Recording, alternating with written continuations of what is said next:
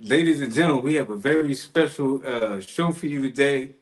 We are honored and privileged to be not with only the lovely, matter of fact, hold, let me get that together. We have the one and only beautiful wife currently in the building, ladies and gentlemen. Yay, yay, yay, Right. yay. Yes, yes, yes. Yeah, Yes, yeah. that's right. That's Man, right. Beautiful we wife. love black love. We love black and the black love. Send it to you, Yeah, Auntie. That's right. That's yeah. right. That's right. Man, Man, And shout out to King Nomad here. yeah, He's yeah. doing his thing here in TZ. That's yeah, right. One of my favorite places, but yeah, Yeah. all of that. doing a great job. That's right. And ladies and gentlemen, we have a very special guest, and we are very honored and privileged to be in this person's presence and grace right now. I got to introduce you to the one and only, not just American anymore. Oh, I don't even want to get I don't know if I want to get a country in there, but we have an official African American currently in the building. All And she right. has the passport and visas to prove it, family. The one and only, our American and African citizen, Yes, the one and only Auntie Wynndie currently in the building, Auntie ladies and Winndy. gentlemen. Yes. That's right. yeah. Yes. The check is in the mail. All right. Nice to see you, Man, Auntie. You looking great. you look good, Auntie. Yeah. In life good because when I left you guys Uh-huh. and everything, I was living in Rwanda because I Yeah. followed you all to Rwanda. Yes. Mm. And life took a change. All right. And there are opportunities that when you just obedient Yes. if to and to spirit and follow your dreams, that you too can have dual citizenship. You can have a Mm. place that's called home and it doesn't have to be America. And to be welcome to the continent and to be embraced on the continent and to become a citizen on the continent is a blessing. And everybody can't Mm. say Wow. that.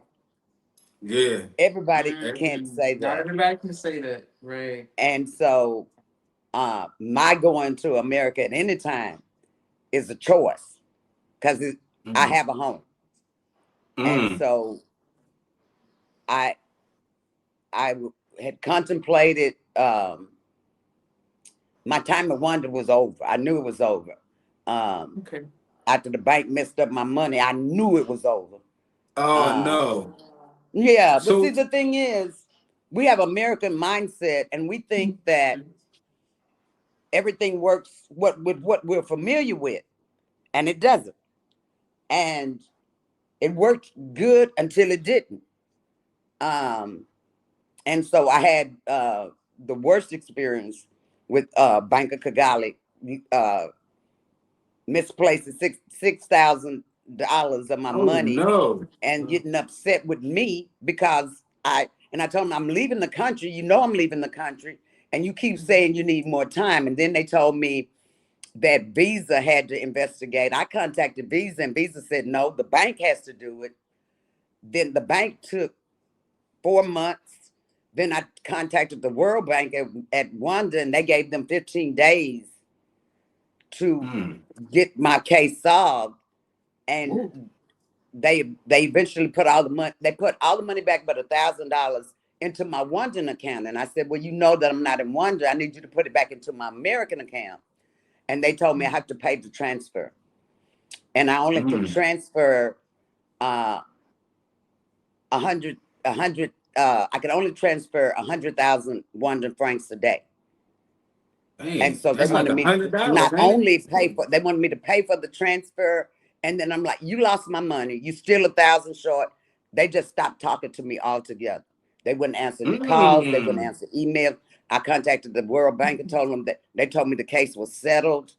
And so I was just fortunate enough that my sister friend there that I could transfer the money to her account in Rwanda, and she could transfer it to my American account without me paying Bank of Kigali any more money for losing my money.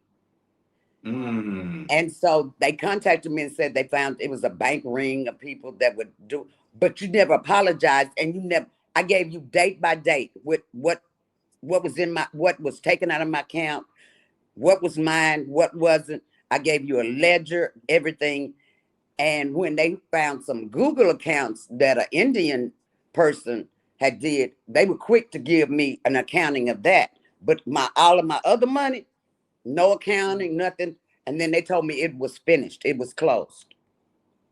And so I was like, I could deal with the other things, that it was a landlocked country, that when I needed something, I had to leave out of the country to get some other things, basic things that we're accustomed to. But messing with my money, I knew I wasn't staying. So I started looking at other places. And the thing was that it started looking like Latin countries and Asian countries were more welcoming to African Americans than the continent, because a lot of the countries on the continent want you to invest in their countries, and they wanted you to invest big money. And then it still was no promise of citizenship. That was residency. And so I needed to know where I could go. And so I had visited Ghana for vacationing and everything.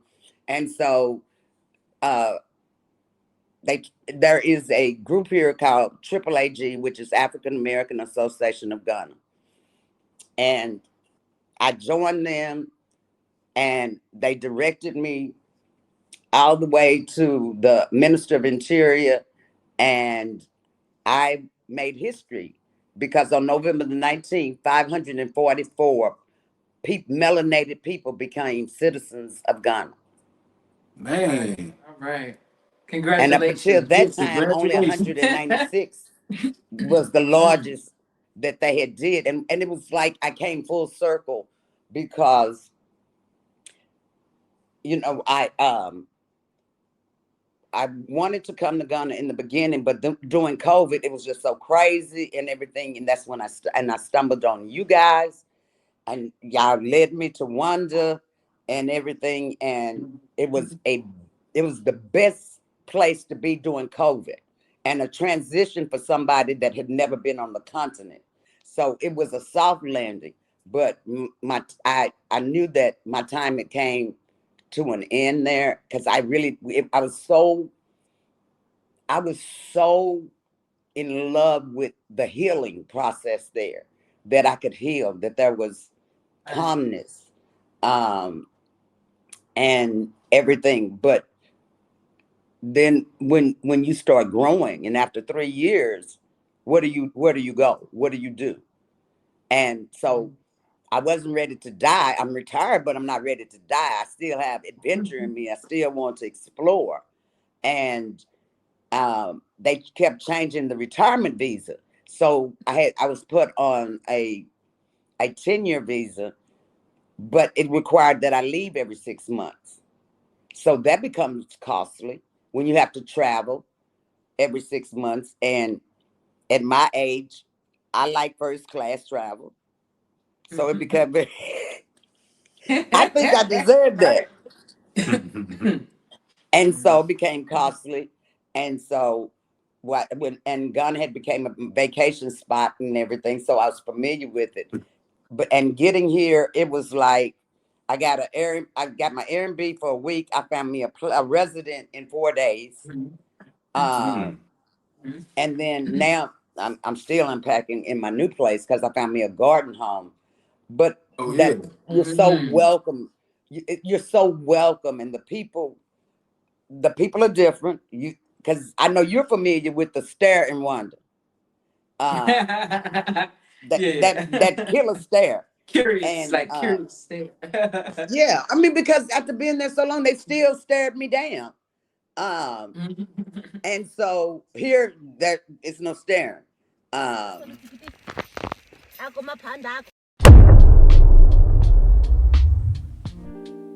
So what are the prices like? How did you find the difference in prices from Okay, between the well, two countries. between the two, where you came from versus here? Rwanda okay, versus well, Rwanda is usually dollar for dollar, and it Okay. kept and it's expensive. And even now, they told me that my interview was like 9 to come early, so I got there like 7.